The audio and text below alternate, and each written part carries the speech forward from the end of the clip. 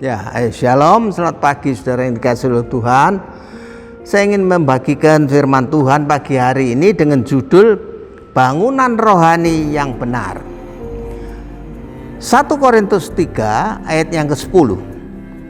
Sesuai dengan kasih karunia Allah yang dianugerahkan kepadaku, aku sebagai seorang ahli bangunan yang cakap telah meletakkan dasar dan orang lain membangun terus di atasnya. Tetapi tiap-tiap orang harus memperhatikan bagaimana ia harus membangun di atasnya. Dalam dunia konstruksi harus ada standar untuk material dan metode konstruksi yang sesuai dengan SNI atau Standar Nasional Indonesia. Paulus menganalogikan hidup kita itu sebagai bangunan Allah atau bait Allah. Dan bagaimana dalam proses pembangunan, fondasi adalah hal terpenting untuk mendapat bangunan yang kokoh. Namun di samping itu, fondasi yang kokoh harus didukung dengan material yang berkualitas. Seperti kata Paulus, tetapi tiap-tiap orang harus memperhatikan bagaimana ia harus membangun.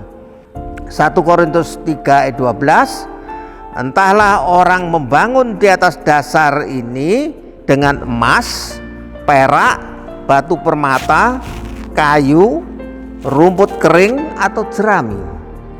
Dalam kaitannya dengan kita, maka kita harus membangun hidup di atas satu-satunya landasan yang benar, yaitu Yesus, yang artinya semua kehidupan terpusat kepada Yesus sebagai dasar kita dan standar bangunan yang terbaik, mengacu kepada firman Tuhan sebagai dasar panduan hidup kita ini.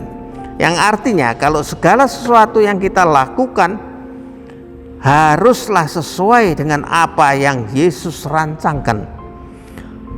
Sudahkah selama ini kita membangun kehidupan kita di dalam Yesus, ataukah malah sebaliknya kita membangun kehidupan kita di atas fondasi yang salah, seperti popularitas, jabatan, materi, atau kesuksesan-kesuksesan yang lain?